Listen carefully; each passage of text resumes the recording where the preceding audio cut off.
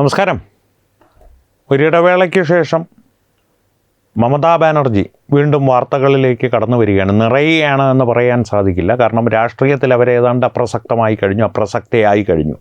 പക്ഷേ ഇപ്പോൾ അവരെ സംബന്ധിച്ചുള്ള പുതിയ വിവാദം, അവർ വിമതർക്കെതിരെ അവരെ പലരും MLA-മാരും MP-മാരും എല്ലാം ഉപേക്ഷിച്ച് തങ്ങളാണ് പുതിയ തൃണമൂൽ കോൺഗ്രസ് എന്ന സംസ്ഥാനത്തും പുതിയ പാർട്ടിയിൽ ലയിച്ച്, അല്ലെങ്കിൽ ആരും അറിയാതിരുന്നൊരു പാർട്ടിയിൽ ലയിച്ച് കേന്ദ്രത്തിലും എല്ലാം MP-മാരവരെ കൈയൊഴിഞ്ഞു. പാർട്ടി ഓഫീസ് അവർക്ക് നഷ്ടപ്പെട്ടു. പാർട്ടി ഫണ്ടുകളെല്ലാം ഇപ്പോൾ ഫ്രീസ് ചെയ്തിരിക്കുകയാണ്, മരവിപ്പിച്ചിരിക്കുകയാണ്. മരുമകൻ ഏതു നിമിഷവും അകത്തു പോകാമെന്നുള്ള അവസ്ഥയിലാണ്. മമതാ ബാനർജിക്ക് നേരെ തന്നെ ഒരുപക്ഷെ പലതരത്തിലുള്ള അന്വേഷണങ്ങളും വന്നേക്കാം എന്നുള്ള ഒരു ഭീതിയുടെ നിഴൽ അവരെ ചൂഴ്ന്നു നിൽക്കുന്നുണ്ട്. എന്നിരുന്നാൽ പോലും അവരെ രാഷ്ട്രീയപരമായി നിങ്ങൾ എതിർത്താലും അവരെ ഇഷ്ടമാണെങ്കിലും അല്ലെങ്കിലും ഒരു കാര്യം സമ്മതിച്ചേ പറ്റൂ, അവരൊരു പോരാളിയാണ്. അത് നല്ലതിനോ ചീത്തയ്ക്കോ വേണ്ടിയാണോ, അവർ നന്മയ്ക്കോ തിന്മയ്ക്കോ വേണ്ടിയാണോ അവർ പൊരുതുന്നതെന്നുള്ള വിഷയം വേറെ. അവരൊരു പോരാളിയാണ്. അതുകൊണ്ട് തന്നെ ആ ഒരു പോരാട്ട വീര്യം പ്രദർശിപ്പിക്കുവാനായി, അല്ലെങ്കിൽ ഈ പറയുന്നത് പോലെ എല്ലാം നഷ്ടപ്പെട്ട അവസരത്തിൽ ഇനിയൊന്നും നഷ്ടപ്പെടാനില്ല എന്നുള്ളൊരു ധൈര്യം അത് തനിക്കുണ്ട് എന്ന് നടിക്കുവാനെങ്കിലും അവർ ശ്രമിക്കുന്നുണ്ട്. അതിൻ്റെ ഭാഗമായി അവർ വിമതർക്കെതിരെ നിയമപരമായി നീങ്ങുവാൻ ശ്രമിക്കുന്നു. സുവേന്ദു അധികാരിയെ ഒളിഞ്ഞും തെളിഞ്ഞും വെല്ലുവിളിക്കുന്നു. ഈ വെല്ലുവിളികൾ ഒരു പരിധി വിട്ടപ്പോൾ, അല്ലെങ്കിൽ വെല്ലുവിളികൾ കുറച്ച് കഴിഞ്ഞപ്പോൾ സുവേന്ദു അധികാരി പറഞ്ഞതെന്ന് തിരിച്ചൊരു മറുപടി നൽകി. മമത ഇനി വീട്ടിലിരിക്കുന്നതാണ് നല്ലത്. ഇത്തരത്തിൽ കാര്യങ്ങൾ മുന്നോട്ട് പോയാൽ ഒരുപക്ഷെ മമതയ്ക്ക് തെരുവിലിറങ്ങാൻ പോലും കഴിയാതെ വന്നേക്കാം. അതിലൊരു ഭീഷണിയുടെ ചുവയുണ്ടോ എന്ന് ചോദിച്ചാൽ ഉണ്ട്. മഹുവ മൊയ്ത്ര തന്നെ പറഞ്ഞതുപോലെ ബംഗാളിലെ രാഷ്ട്രീയ രക്തത്തിൽ അലിഞ്ഞതാണ് ഈ ഭീഷണിയും അക്രമവുമെല്ലാം. അത് ആ കളരിയിൽ തന്നെ പഠിച്ച് പുറത്തു വന്നൊരു വ്യക്തിയാണ് സുവേന്ദു അധികാരി. ഇത് ജനാധിപത്യപരമായി ശരിയാണോ അല്ലയോ എന്ന് ചോദിച്ചാൽ, സുവേന്ദു അധികാരി ആയിരുന്നു ഇത്തരത്തിലൊരു പ്രക്രിയ ബംഗാളിൽ ആദ്യമായിട്ട് കൊണ്ടുവരുന്നത്, ആദ്യമായിട്ട് കൈക്കൊള്ളുന്നതെങ്കിൽ ഇത് തീർത്തും തെറ്റ് തന്നെയാണ്. സുവേന്ദു അധികാരി പൂർണ്ണമായും ആ പ്രസ്താവന പിൻവലിച്ച് മാപ്പും പറയേണ്ട ഒരു സാഹചര്യമുണ്ടെന്ന് ഞാൻ തന്നെ പറഞ്ഞേനെ. പക്ഷേ സുവേന്ദു അധികാരി അല്ല ഇത്തരത്തിലുള്ളൊരു പ്രക്രിയ, രാഷ്ട്രീയ പ്രക്രിയ ബംഗാളിൽ അവതരിപ്പിച്ചതും വിജയകരമായി മുന്നോട്ട് കൊണ്ടുപോകുന്നതും. കോൺഗ്രസിൻ്റെ കാലം മുതൽ തുടങ്ങി കമ്മ്യൂണിസ്റ്റുകാർ അതിനെ വളരെ വലിയൊരു വ്യവസായമായി തന്നെ മാറ്റി. ഭീഷണിയും കൊലപ്പെടുത്തലുകളും, തങ്ങളെ എതിർക്കുന്നവരെ പൂർണ്ണമായും ഇല്ലാതാക്കലുകളും, അവരുടെ സ്വത്ത് നശിപ്പിക്കുന്ന പ്രക്രിയയും, അവരെ തെരുവിലിറങ്ങാൻ സമ്മതിക്കാതെ തടയുന്ന രീതികളുമെല്ലാം കമ്മ്യൂണിസ്റ്റുകാർ അതൊരു വലിയ വ്യവസായമായി തന്നെ വളർത്തി. അതിൻ്റെ ഏറ്റവും സ്വാംശീകരിക്കപ്പെട്ട കൃത്യമായിട്ടുള്ള ഏറ്റവും അപകടകരമായ രൂപത്തിൽ ആ രാഷ്ട്രീയ പ്രക്രിയകളെ കൊണ്ടെത്തിച്ചത് തൃണമൂൽ കോൺഗ്രസ്സാണ്. തൃണമൂൽ കോൺഗ്രസിൻ്റെ കളരിയിൽ നിന്ന് തന്നെ രാഷ്ട്രീയത്തിൻ്റെ ബാലപാഠങ്ങൾ പഠിച്ച് പുറത്തിറങ്ങിയ വ്യക്തിയാണ് സുവേന്ദു അധികാരി. അതുകൊണ്ട് തന്നെ അത്തരത്തിലൊരു രാഷ്ട്രീയം ഏതെങ്കിലും തരത്തിൽ അദ്ദേഹത്തിന് കൈക്കൊള്ളേണ്ടി വന്നാൽ അതിൽ അത്ഭുതപ്പെടാനൊന്നുമില്ല. അത് ശരിയോ തെറ്റോ എന്നുള്ളത് മറ്റൊരവസരത്തിൽ ചർച്ച ചെയ്യേണ്ട കാര്യം. കാരണം ജനാധിപത്യത്തിൽ ഇത് ശരിയല്ല എന്നുള്ളത് തന്നെയാണ്. അതിനപ്പുറത്തേക്ക് ചർച്ചയ്ക്കൊന്നും ആവശ്യമില്ല. പക്ഷേ അതങ്ങനെ വെള്ളയും കറുപ്പും മാത്രമായിട്ട്, ബ്ലാക്ക് ആൻഡ് വൈറ്റിൽ നമുക്ക് വിശകലനം ചെയ്യാൻ സാധിക്കുകയുമില്ല. സുവേന്ദു അധികാരി വളരെ മാന്യമായിട്ടുള്ളൊരു രാഷ്ട്രീയ നിലപാട് കൈക്കൊണ്ടാൽ മറുവശത്ത് നിൽക്കുന്നവർ ഒട്ടും മാന്യരല്ല എന്നുള്ളതാണ് ദുഃഖകരമായിട്ടുള്ളൊരു വസ്തുത. അതുകൊണ്ട് തന്നെ പലപ്പോഴും ഇവരെ നേരിടുവാൻ അവരുടെ തന്നെ ആയുധം ഉപയോഗിക്കേണ്ടി വരും. അതുകൊണ്ട് തന്നെയാണ് സുവേന്ദു അധികാരി ഇപ്പോൾ മമതയോട് പറഞ്ഞിരിക്കുന്നത്, വീട്ടിൽ തന്നെ ഇരിക്കുന്നതാണ് നല്ലത്, പുറത്തേക്ക് ഇറങ്ങിയാൽ ചിലപ്പോൾ പ്രശ്നമാകുമെന്നുള്ളത്. അഭിഷേക് ബാനർജിയെ സംബന്ധിച്ച് പറയുകയാണെങ്കിൽ, മമതയുടെ മരുമകൻ എല്ലാ പ്രതാപങ്ങളും നഷ്ടപ്പെട്ട് ഇപ്പോൾ ഏതാണ്ട് ഒളിവിലാണ് ആൾ.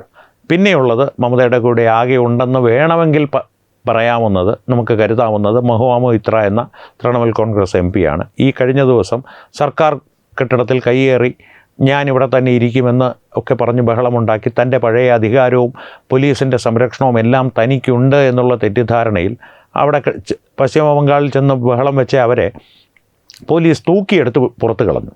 അതിനു മുൻപ് ഈ തിരഞ്ഞെടുപ്പിൽ പശ്ചിമ ബംഗാളിൽ തൃണമൂൽ കോൺഗ്രസ് പൂർണ്ണമായും പരാജയപ്പെട്ട് തകർന്നടിഞ്ഞതിന് ശേഷം ആദ്യമായിട്ട് ഏതാണ്ട് ഒരു മൂന്നോ നാലോ അല്ല, ഒരു 6 മാസങ്ങൾക്ക് ശേഷം സുവേന്ദു അധികാരി അധികാരത്തിലെത്തിയതിന് ശേഷം കഴിഞ്ഞ മാസം മറ്റോ ആണ് അവർ ആദ്യമായി പശ്ചിമ ബംഗാളിലേക്ക് എത്തുന്നത്. മഹുവ മൊയ്ത്രയുടെ കാര്യമാണ് പറയുന്നത്. തിരഞ്ഞെടുപ്പ് പ്രചാരണ വേളയിൽ പശ്ചിമ ബംഗാളിൽ അവർ കളം നിറഞ്ഞ് കളിച്ചിരുന്നു. സയോനി ഘോഷ് അവരെ ഒന്ന് ഓവർ ഷാഡോ ചെയ്തെങ്കിൽ, അവരെ ഒന്ന് കടത്തിവിട്ടിയെങ്കിലും അവരും കളം നിറഞ്ഞിരുന്നു. അതിനുശേഷം തൃണമൂൽ കോൺഗ്രസിൻ്റെ പരാജയം ഉറപ്പായ ദിവസം അവർ പശ്ചിമ ബംഗാൾ വിട്ടതാണ്. പക്ഷേ ഈ കഴിഞ്ഞ മാസം അവരൊന്ന് തിരിച്ചെത്തി. ചീമുട്ടയെറിഞ്ഞാണ് ജനം അവരെ സ്വീകരിച്ചത്. അതുകൊണ്ട് തന്നെ അവർ എന്നെ ചീമുട്ടയെറിയാൻ പാടില്ല എന്ന് കരഞ്ഞുകൊണ്ട് സുപ്രീം കോടതിയിൽ ചെന്നു. സുപ്രീം കോടതി പറഞ്ഞു, രാഷ്ട്രീയത്തിൽ ഇതൊക്കെ സ്വാഭാവികമല്ലേ, അങ്ങോട്ട് പറഞ്ഞിട്ടുണ്ടല്ലോ, അപ്പോൾ ഇങ്ങോട്ട് കിട്ടുന്നതും വാങ്ങിച്ചോളൂ എന്ന് പറയാതെ പറഞ്ഞ് യാത്രയാക്കി.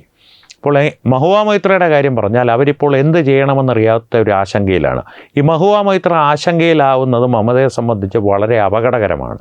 കാരണം ഈ വിമതർ മമതയെ മുഖത്ത് നോക്കി ഞങ്ങളിനി ഒപ്പമില്ല എന്ന് പറഞ്ഞ് ഇറങ്ങിപ്പോയവരാണ്.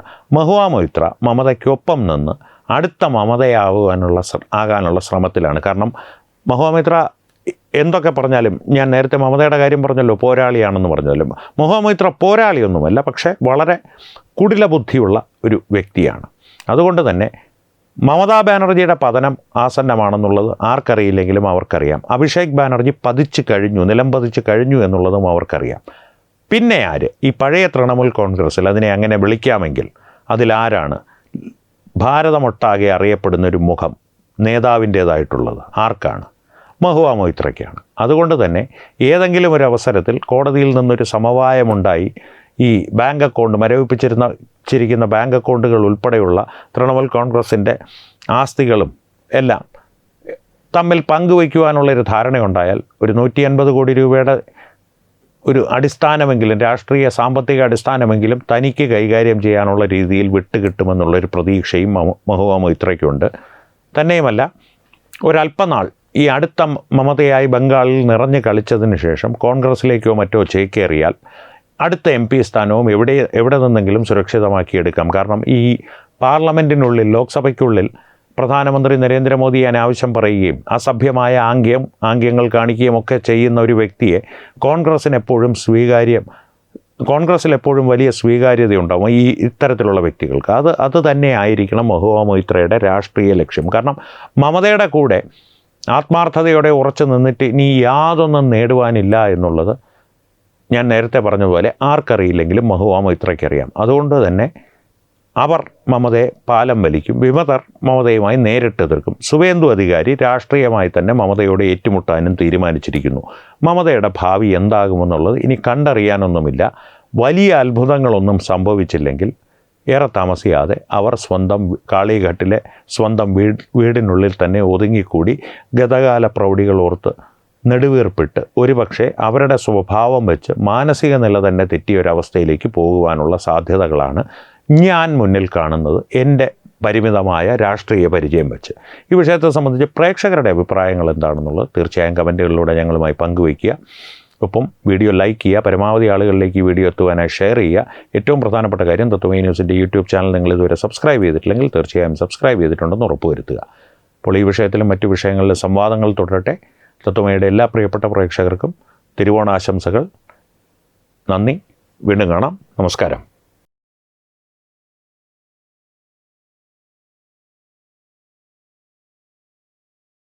HIV അണുബാധ സന്തോഷപൂർണമായ ഒരു ജീവിതത്തിന് തടസ്സമല്ല. HIV അണുബാധയ്ക്ക് ഫലപ്രദമായ ചികിത്സ ഇന്ന് ലഭ്യമാണ്. ഇതിന് യഥാസമയം അണുബാധ കണ്ടെത്തുന്നതും കാലേക്കൂട്ടി ചികിത്സ നടത്തേണ്ടതും അത്യാവശ്യമാണ്.